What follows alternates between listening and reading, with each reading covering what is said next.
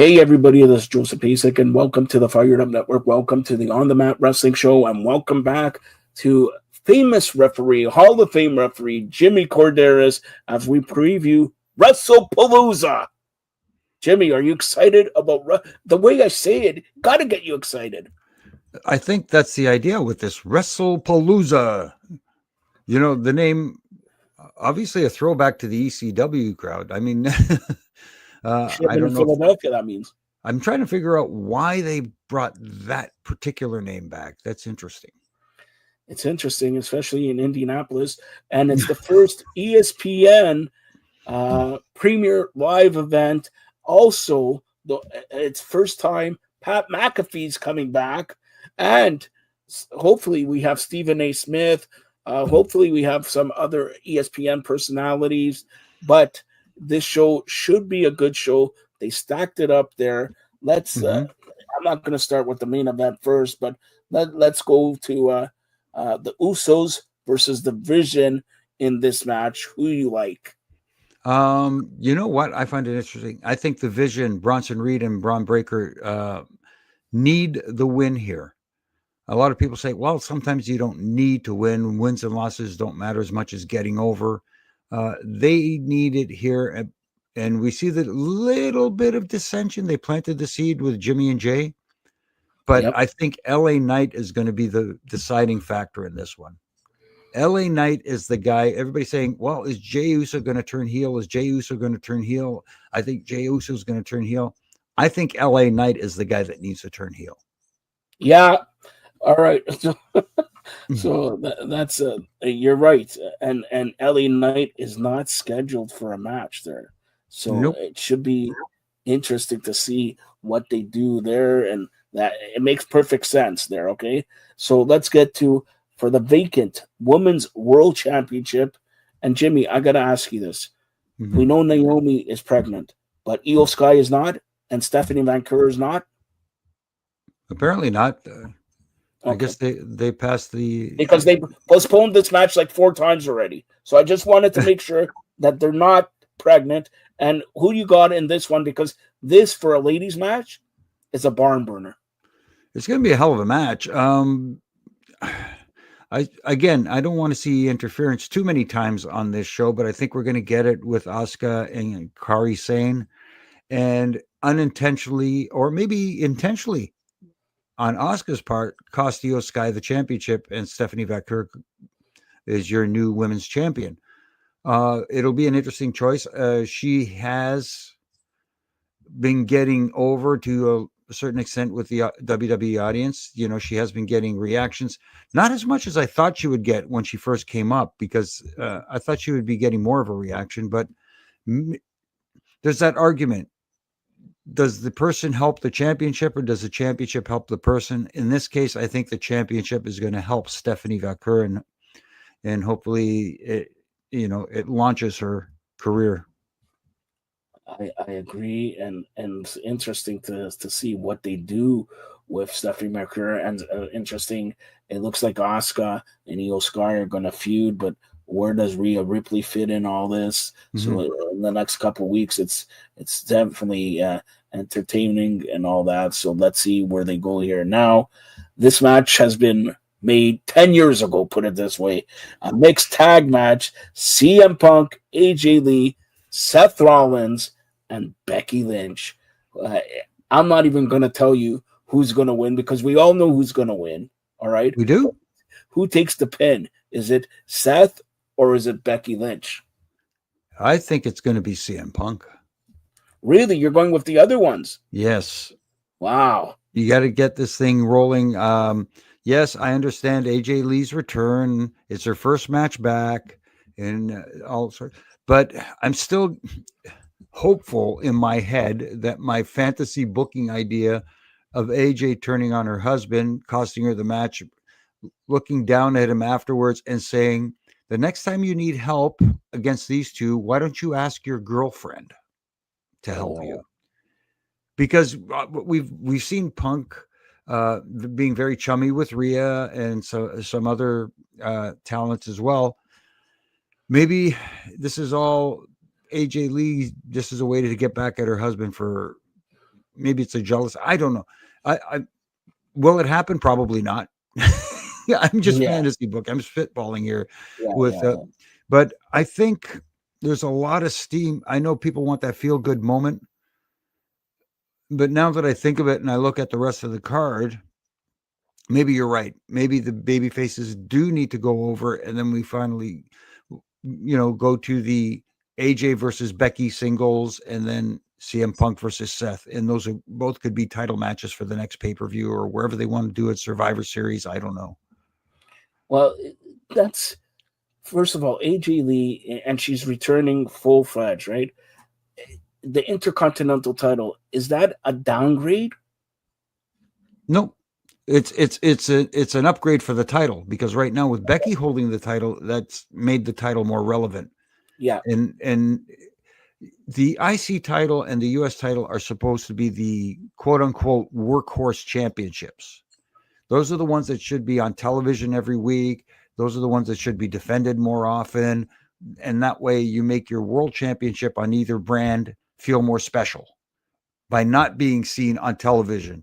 You don't want your champion, your main champions, your world heavyweight championship wrestling on TV every week. It has to yeah, feel special. Save those moments for the PLEs.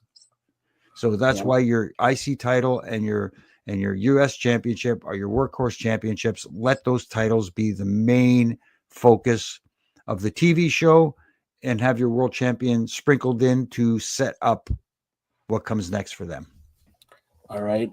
They just added this match, and this match should be another show stealer. Undisputed WWE Championship match. Cody Rhodes versus Drew McIntyre. I like this feud. I think it's too early to give Drew McIntyre the belt, but I think he's going to win it in the next PLE Australia. What do you say? Nope, not too early. Okay. Not too early. Uh, there's another Hall of Famer, WWE Hall of Famer, who always likes to use the word shock and awe. Yep. I mean, Drew McIntyre for a long time has always been the bridesmaid, but never the bride. Do you know what I mean? This Yeah. is Yeah. his. This is where you really, really could set the tone for him. I would like to see it. Am I convinced it's going to happen? No. you No. know, I have a feeling you're going to be right on this pick. But if there's someone I would like to see become undisputed champion, not because they deserve it. Deserve is the wrong word. He earned this opportunity because who has been the most consistent must-see guy on WWE television over the last several years? And he carried when it was COVID. He carried everything there, and with him winning the title, then losing the title in 2 minutes later, and everything like Mm-hmm. that. I was afraid that they're turning him into a laughing stock. Now he's big, he's bad, and he's going to win the title. But the only question I have is Randy Orton. He's nowhere Right. to be seen here. They did not finish. I think they did not finish the feud between him and Drew McIntyre. And there's always a little bit of hint between Randy Orton and Cody Rhodes. Mm-hmm. So I don't know. You smell it coming. No, those are the little seeds that are planted. Those are the little seeds, and that's what makes it exciting. Because now that you brought up the Randy Orton equation, how does he fit in here? Obviously, he's had his issues with Drew McIntyre, Yep. and he is for now friends with Cody Rhodes. They go back a long way, but there's also that little rivalry between them. Yep. So you never know. Maybe an RKO out of nowhere, and Drew's your new champion. And then Randy wants to go after Drew, but he gets sidetracked a little bit because Cody's all pissed off at Randy. And there's a whole lot of directions you can go here. All right. And the main event, I don't know what direction they're going to go because John Cena's last, well, I'm going to say this. Okay, Jimmy? It's his last Wrestlepalooza. All right. Nobody had said that, but it's his last up against Brock Lesnar. I recall the last time these guys fought, I don't think John Cena got a move in. He was destroyed. Mm-hmm. Go ahead. You know what? I will say this because he has, if I'm not mistaken, 6 appearances left, John Cena, Yeah. which is supposed to carry him through to December. So how do you space those out properly for him to maximize the 5 appearances he's going to have after Wrestlepalooza? Because Wrestlepalooza is going to be this number 6 on the countdown clock. Yeah. You have to have Brock Lesnar destroy him. Now, I'm not saying John Cena does not get any offense in. They have a match. John Cena will get his offense in against Brock, but at the same time, the ending, Brock needs to. You can even have John Cena win the match and then have the aftermath where Brock absolutely destroys him. F5s through the announce table, F5 through the Spanish announce table. He goes through both announce tables, whatever they get. Leave him laying and have Brock come out on Monday night and just say, well, guess what? I just ended the John Cena retirement tour. So for everybody who was expecting those last 5 appearances, guess what? You're going to get me instead. Or something along those lines. You know what I mean? But run with that claim that he ended John Cena's retirement tour early. I agree with that, but I'm telling you, you talk about fantasy booking, I'm going to tell you what's going to happen. This is not a spoiler. This is a prediction. Sorry, my good Jewish friend there. I'm going to tell you that I just said last time they fought, Brock Lesnar killed John Cena. Mm-hmm. John Cena has to get a win back. How does he do it? He's younger, he's older, he's a retirement tour. Some guy named Ron Cena, who was destroyed by Brock Lesnar a couple weeks ago, is in the wing, sweeping up the floor or whatever. Oh, did I hit Brock Lesnar? And boom, 1, 2, 3. Then Brock Lesnar could go and destroy Ron Cena. John Cena, he's scheduled to be at the next Premier Live event in Australia in October. I don't know if they're going to have Brock Lesnar in the Premier Live event or maybe a Raw or 2 with, Ron Cena. But at the end, I could see, because it has to be a tag team. Brock Lesnar picks some jabroni up there and Ron Cena and John Cena. And by the way, the last time we're going to see John Cena is December 13th from Washington. Mm-hmm. Everybody was talking about Boston. So the 5 times after this is going to be Australia, New York, Boston, and then they're going to have, I think, Saturday night's main event, and then they're going to have December 13th. Right. December 13th in Washington, a lot of people are, who's he going to go in his last match? Believe it or not, and I want your take because, Jimmy, you know a lot in the WWE, and sometimes you hide stuff, sometimes whatever, but in Washington, John Cena's one of his biggest feuds he had.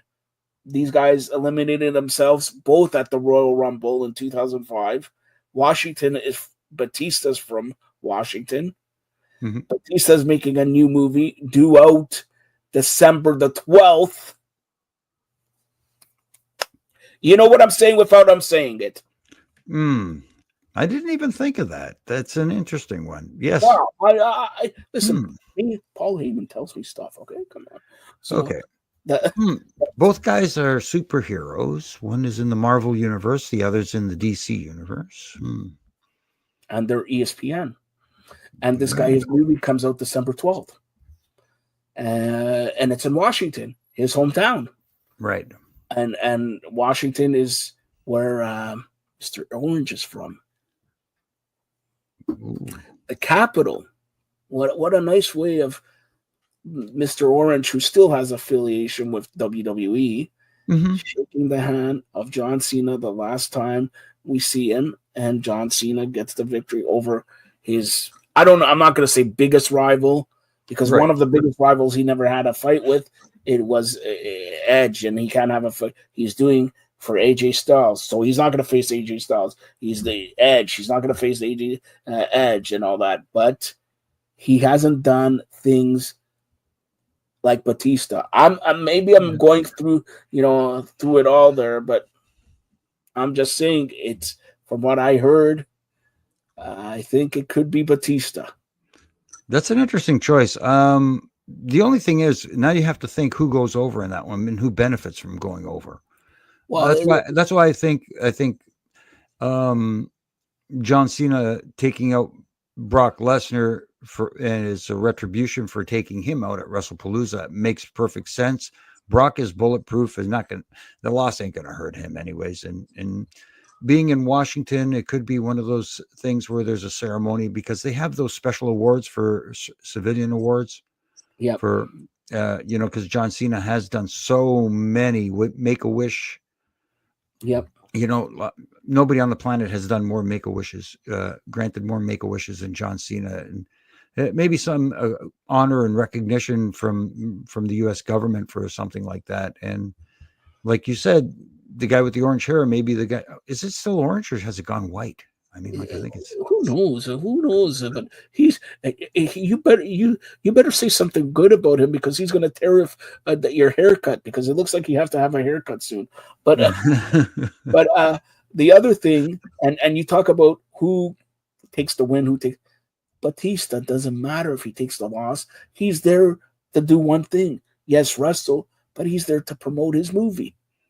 He's in a win-win situation because the day before he's promoting the movie. interesting. But you mentioned a tag team of Ron Cena and John Cena, possibly. And What here's if you're going to bring somebody back? no. Here's Who's where I knew you were going to say that, and you know who it is. who? You know who it is. Who? Imagine Brock Lesnar teaming up with in Australia with The Rock. Oh, I got you off guard there. You got me. You caught me off guard. But if you're going to team Brock and Rock, the Brock and Rock connection, save it for that last Cena night. And then if you're going to bring Batista in, have Cena and Batista tag against Rock and Brock. Well, I agree with everything you just said, but here's another thing. Rock is in Australia October the 8th to the 16th. The premier live event is October 11th. I'm giving away everything here. All right? I'm not saying it's going to happen. I'm not saying, but if you put 2 and 2, it is 4. Wow. Well, thanks for stooging it off there, Joe. I mean, but I'm not saying it's going to happen because you heard we talked about WrestleMania 43, or we're going to talk about it. WrestleMania 43, Saudi Arabia. They already want Stone Cold Steve Austin. They want The Undertaker, and they want The Rock. The question is The Rock going to go up against Cody Rhodes, or The Rock going to go up against Roman Reigns? Okay, that's the question. But you see, he's always one phone call away. If it's in Australia, if it's one more match, and everybody will be talking, even if it's December, everybody will be talking, okay, Cena, Batista, but everybody will be talking Brock and Rock as a team. It just makes you, shouldn't I be Paul Heyman? Shouldn't I write this stuff, man? This is good stuff that I'm creating here. He's recalling me. But it is interesting that you brought up The Rock, because now, if you think about it, because John Cena turned heel, The Rock did the old throat slash, but then he decided, I'm not doing it anymore. I'm going back babyface. There was no explanation for it, but whatever. And then Brock just shows up to take out John Cena, right? Yep. Under who's, who is, and you're now that you're saying that, who the more December is better because it's in Washington. The Rock wants to be. There was a time in 2024 he was going to run for the president and all that. Who better to face him as closing the chapter on John Cena than Brock Lesnar, who took him out, and The Rock. So I could see that. I have heard. I'm going to be honest. I have heard something like that happening. whether it's in Australia, whether it's Okay. in Washington, whether it doesn't happen. But I have heard something like, because the retirement party, let's call it, has to something big Yeah. has to go down. This is not like a Goldberg retirement where they cut him off 2 seconds later. Okay, so put it that way. So something big and a big match is going to happen, and WWE went to Boston, went to Washington, went to all this. Who's going to pay the most buck for it? And Washington did it. If you're going to pay a lot for it, you have to have a main event of all main events, or a main event that nobody thought of. Right. So how's this? Okay, I'm just going to paint a quick picture here because I know I'm babbling a lot more with my brain working overtime. Like I said, WrestlePalooza, Brock takes out Cena. He gets his rematch with Brock in Australia. His final match, which is in Washington, D.C., just a singles match, him and Rock. Just a single, the guy who tried to convince him to be the bad guy that That's everybody what I wanted to think is see. going to happen. Huh. I have a feeling, and nobody has talked about, okay, The Rock convinced him, and then 2 seconds later, he's a face again. What did you have a talk with The Rock? What does The Rock have to say about this? What? And then, and you heard, and I'm tying this to everything together. See, now you're working overtime, but I'm working overtime. How about you hear Cody Rhodes turning heel? How about Cody Rhodes, who is the next corporate champion to The Rock, turning heel and doing The Rock's business and sort of doing the number, passing the torch, like they say, and beating John Cena? A lot of ifs, a lot of things we're talking about. Yeah. If ifs and buts were candies and nuts, then every day would be Christmas. Yeah, and if it's Christmas, we should win the Stanley Cup. But anyway, all right. Jimmy, tell everybody how to get a hold of you and tell them about a Huge Pop Radio. Okay, you can get a hold of me at Jimmy Korderas on Twitter, at Real Jimmy Korderas on Instagram. Huge Pop Radio with my good buddy Donnie De Silva. This week we spoke to my old Aftermath cohort, the guy who dragged me into that when it was right after wrestling, right at the beginning. Arda Ocal, a.k.a. Kyle Edwards. We had a blast reminiscing, talking everything from the old days at the Score to Zets. Yeah, we got to talk food. You always got to talk food. That's right. That's right. Well, Jimmy, enjoy Saturday, a day of, first of all, pay-per-view, premier live events, no hockey on Saturday night, the last Saturday night with no hockey, but enjoy the wrestling, and hopefully all our booking comes through, be it from now till December 13th. I almost forgot. Why, boy, see, good thing I remembered. October, I believe the date is the 26th. WrestleFest will be at Battle Arts Academy in Mississauga, and not the Aftermath Crew. See, I'm having flashbacks. Boy, too many ref bumps. The Huge Pop crew will all be there. Myself, Donnie De Silva, and even Lincoln Allen will be there, our producer. So come on, check it out and have some fun. Anthony Carell, he's not going to be there either? I don't know. It's his place, so I hope he is. He's got to be there. He's got to be there. But check it out. You said October 26th? Give me 2 seconds here because... All right, that's Hall of Fame referee Jimmy Korderas. We just previewed WrestlePalooza, and the time we previewed All Out. Again, All Out happening at the Scotiabank Arena this Saturday. 2 o'clock is the pre-show, 0 hour. 3 o'clock is the pay-per-view portion, and then WrestlePalooza first ESPN pay-per-view happening at 7 p.m. Go ahead. And Jimmy, did you find it yet? Oh, my goodness. Trying to find this thing. I know. Okay, well, I'm sure Huge Pop is going to tell you about it, whether it's October 26th, whether it's October 11th, October 15th, whatever. Go out to Battle Arts. Go out, see Jimmy, Donnie, and who else did you say? I think, if I'm not mistaken, the Inspiration from TNA is going to be there as well. Oh, the Inspiration. And Lincoln Allen, our producer, as well. All right, Lincoln Allen, and go out there and battle outs. It's going to be a great, great time. And check out Huge Pop Wrestling Show here on the Fired Up Network. Thanks a lot, Jimmy. You guys